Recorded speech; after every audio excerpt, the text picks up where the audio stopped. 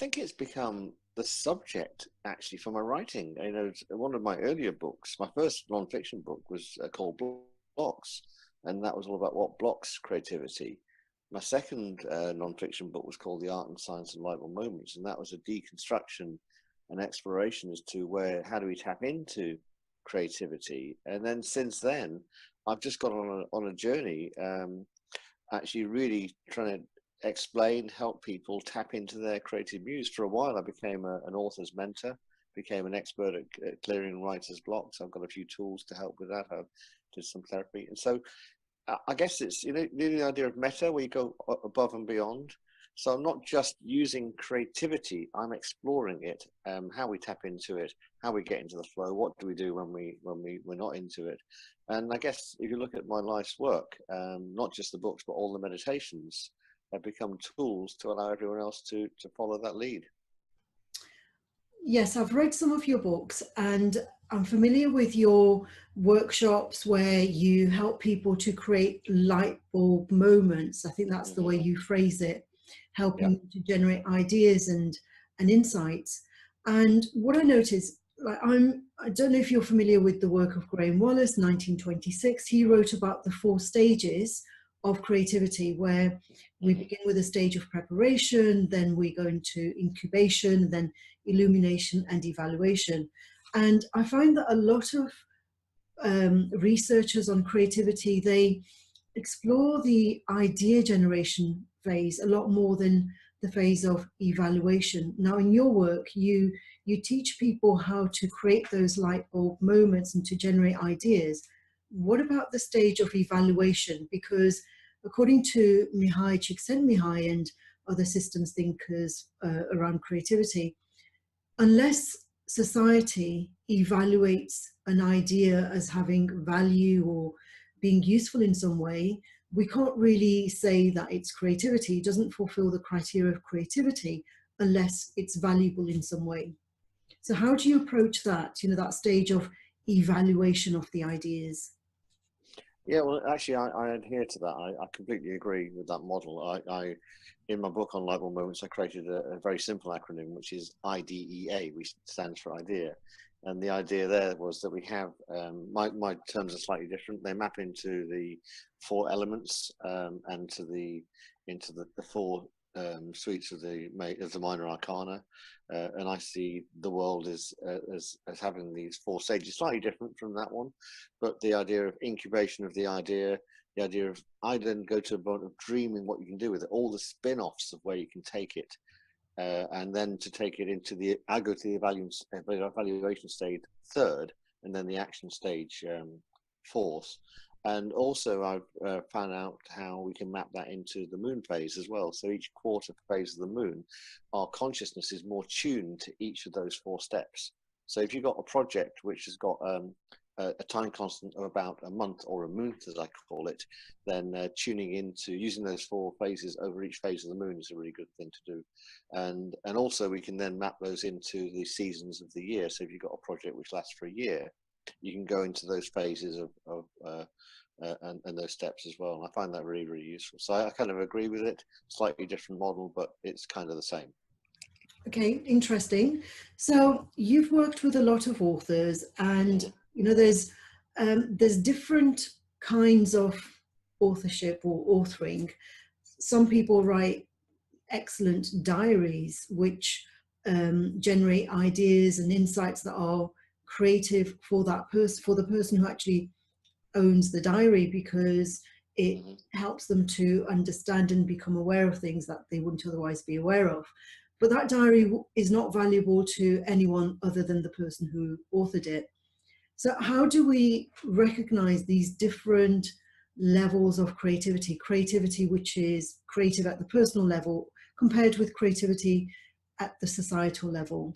Well, I think we must think of creativity as a slightly different force than perhaps it's seen, because I was attuned to Reiki energy, must be nearly 18 years ago. And the Reiki energy, which is a healing energy, is the same energy which is the creative force. It comes from the same source. It acts on our neurology in the same way. So if you were to just be creative every single day, what you're doing is actually bringing in healing energy. So it helps you helps you live well for longer. And then it's just a bit of a bonus if that's got a spin-off. I always say that if one of my books just changes one person and help one person have a better life, then it was worth writing it. And if that one person was me, then who's to say that there's anything wrong with that? So I believe that actually tapping into our creative force every single day is something which is essential for us. It keeps us alive. It keeps the energy flowing. There's a theory that it also delays the onset of age-related diseases, dementia, and that sort of thing. So why not? And I think we should always, if we don't do it every day, we should at least have a creative date every week, which is, I think, something that who's the lady? I can't remember now. The lady who does the morning pages. Julia Cameron. Yeah, she Yeah, recommends morning the pages, which is artist that way. yeah, that's right. Tapping into that creative force every morning, which is when I do it, and also having a creative date with yourself every week, which is a real treat. Yes, I love the work of Julia Cameron, The Artist Waits. I think it's an excellent way to her morning pages. That's an example of creativity at least at the personal level. But Yeah. as you were talking, and some people talk about creativity as an energy, and others talk about it at the level of at the cognitive level, creative thinking. Mm-hmm. So as you were talking, I thought about Virginia Woolf. Now, Virginia Woolf, some people would say she was highly creative. Virginia Woolf committed suicide. So, how is that energy, that creative energy, how can it be so ultimately destructive? Well, that's a really good question because I created a course on channeling several years ago. It's called How to Channel Your Book. And in my definition of channeling is not necessarily that you're channeling the angels, the archangels, or the fairies at the bottom of the garden, although I work with many people who do exactly that. For me, channeling is getting that conscious mind out of the way and allowing the flow to come through. But some people find that whole thing quite onerous. There's like a weight of responsibility. So the very, very first meditation in that course deals with the fears that actually can tap into this amazing force. So I see what happens. Some people can get overwhelmed by it. It can be too much. The floodgates open. So in my teachings and the way I go about the creative flow, personal safety is very, very important to me. And also I use layers. I use the kind of Trojan horse approach. So sometimes I don't tell it exactly as it is. I use metaphor. I use storytelling. I use all other sort of devices um, to make the information that comes through me more palatable and more widely accepted. I don't know if that answers the question of why someone might commit suicide. There might be other factors involved with that as well. But Well, there's lots of examples of great yeah, authors committing suicide. Virginia yeah, Woolf is just one famous one, sure, but I'm sure we can think of lots of others who've. Amy Winehouse, she was a exactly. very creative musician and she committed suicide. And there's lots of other examples of Hmm. musicians committing suicide, especially when they're 27 years old. I don't know why that is. Um, so I'm talking about this energy that a lot of creatives it seems to be destructive rather than creative, so there's that kind of tension between, well, can we call it a creative energy when it can lead to so much self-harm? Yeah, but perhaps when you talk about people like Amy Winehouse and what have you, it could be the pressure of the fame that brings that actually is the destructive force as opposed to the creativity itself. I don't know. I've never worked with anybody that's been that way inclined, but I would imagine that there's two elements there. One is the weight of responsibility of what you're bringing in from a creative perspective, and also then the weight of expectation from your public that is then caused by your art being seen at a wider level. It's quite a balance. I do agree. Um, is there an answer to it? I don't know. Is is creativity dangerous? I don't think so. I think it's actually the benefits of it far outweigh any of the disadvantages. There's probably many more people that haven't committed suicide than have. there is a lot of people used to associate creatives with insanity, because Mm. creatives tend to do things in ways that are considered to be weird or peculiar. Hmm. They have um, they don't they don't conform, and that non-conformity can often be associated with insanity. We wouldn't call it insanity nowadays, but that's the label it was given several decades ago. We are kinder in the way we use language, but yeah, you'd say a creative person was mad. So there are links between mental health. Not all creatives are using the energy in a way that is beneficial. And as you say, it could be due to external pressures that they don't have the resilience that is required to be um, to make a positive impact all the time. Yeah, Do it you could well think be. Yeah. resilience is like, is an important ingredient to have when we want to make an impact with our creativity? I think so, and support. So maybe this starts at school. Because maybe creativity has taken a slightly back step at school because of the maybe formal structured education around exams and marks and grades and this sort of stuff. And so, and often, I remember when I was at school, I had to choose between arts and science. I went down the science route. I had to give up music, gave up art, gave up writing. All of those things had to go. And I did an art class myself, maybe 3 or 4 years ago, and the teacher was told me something very funny: is that when you stop doing art, your art freezes at the age you stop doing it. So I stopped.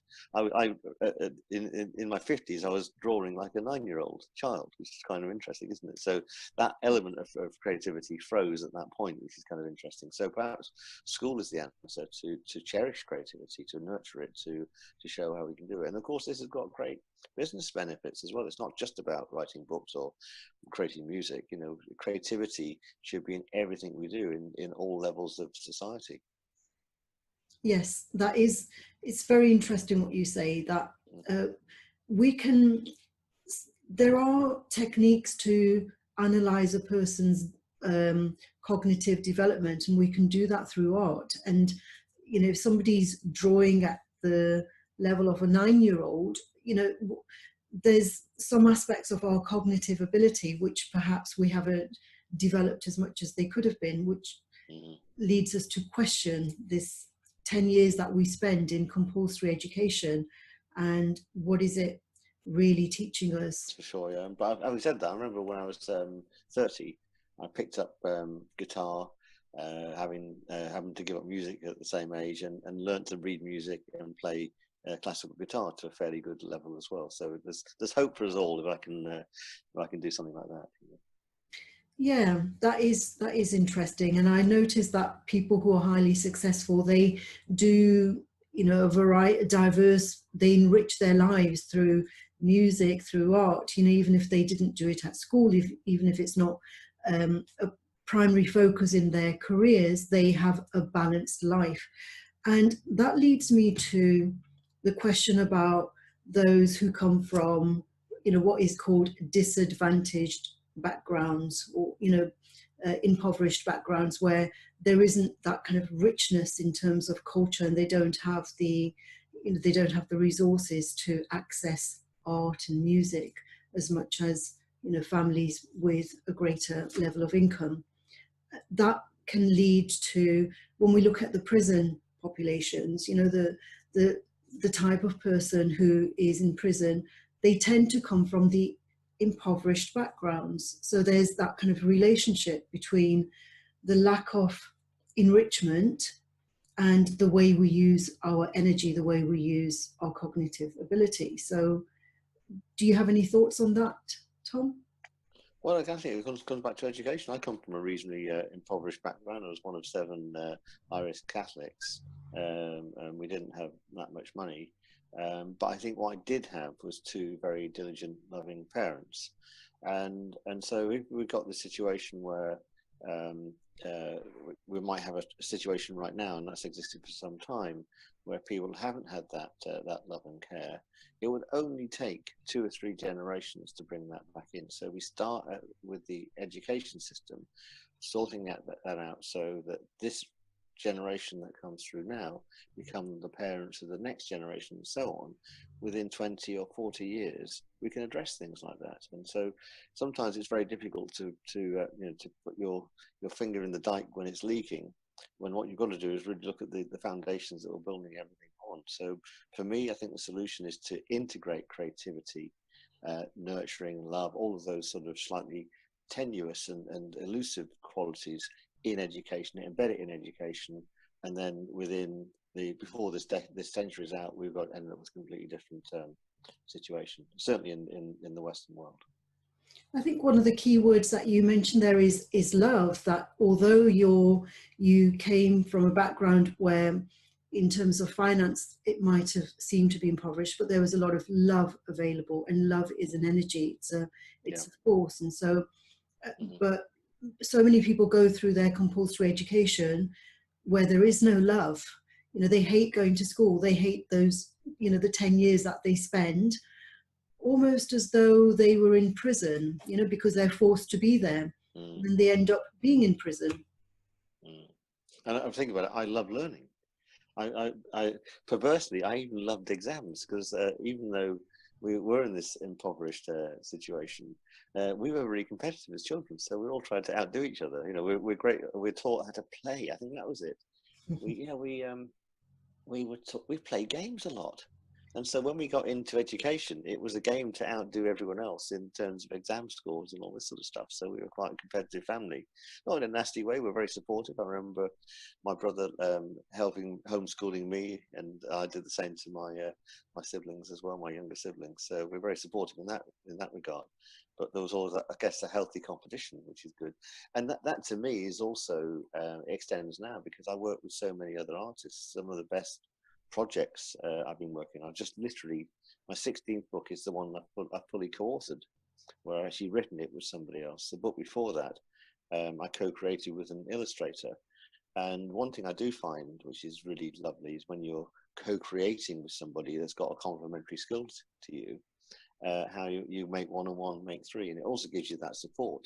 The concept of the lonely artist in a garret, who might have these suicidal tendencies, or the "I'm not worth it," "oh woe is me," who likes my work, and this. Now we've got this interconnected world where we can do these lovely Zoom chats and what have you. My illustrator is based in Norway. We've never met, and we've been co-creating for over 2 years now, and created some amazing works. And we're now working on another project, which is going to take things off to another level as well. And I must mention, there's a fantastic site called Patreon as well, which I've signed up to. And Patreon actually takes this. It gives us a way of financially supporting ourselves as artists by taking lots of small contributions from people, let's say $1 a month or something like that. And so it makes this idea that the many artists can't make a living out of it, but Patreon is absolutely designed to allow writers, artists, musicians to make a decent living from their work by kind of crowdfunding it, if you like, contribution funding it, which is lovely. That sounds excellent.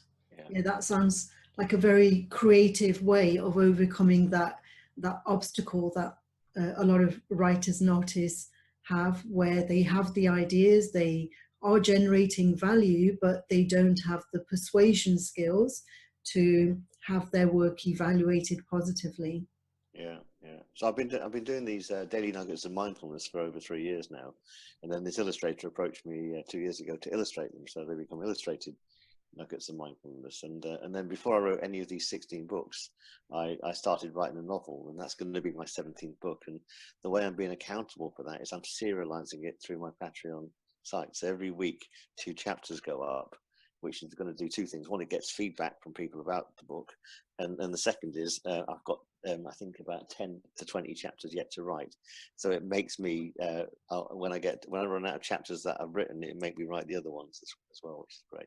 It gives you that great feedback that there's a market for it. Which is great. Yeah, brilliant. And I think that feedback is, that's an essential aspect of creativity, to get that feedback and to generate, something to generate new ideas from the feedback itself.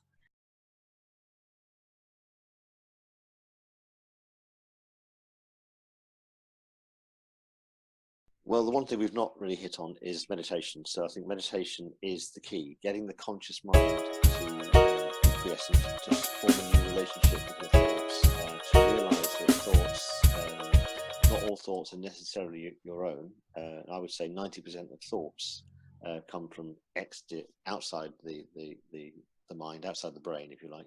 And our brains are as much a receiver of thought forms as they are a generator of thought forms. And what meditation does, it doesn't actually mean that you have no thoughts at all, but it just forms a different relationship with your thoughts. And you get to know the difference between that idea, that seed idea that's come from the genus of the concept, the evaluation ideas, the dream ideas, and the action ideas. You get to know the different flavors of thought. If I even wrote a book called Flavors of Thought. So daily meditation to me is it.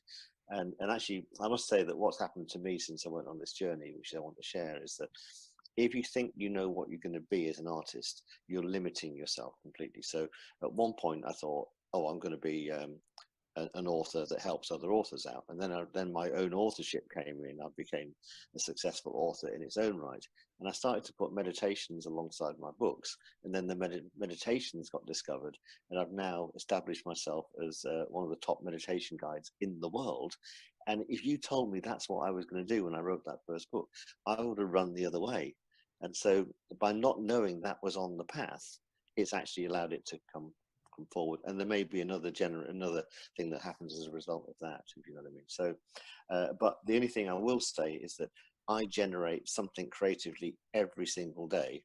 And also when I'm doing in these, any conversation, any social interaction I have, there's always the theme of creativity coming through you. And my personal belief is that there's an unlimited source. So, and I give away as many ideas as I might use myself. And the more you give away, the more ideas you get coming in. So to me, it's a way of life. It's a modus operandi, and it's a joy and a pleasure.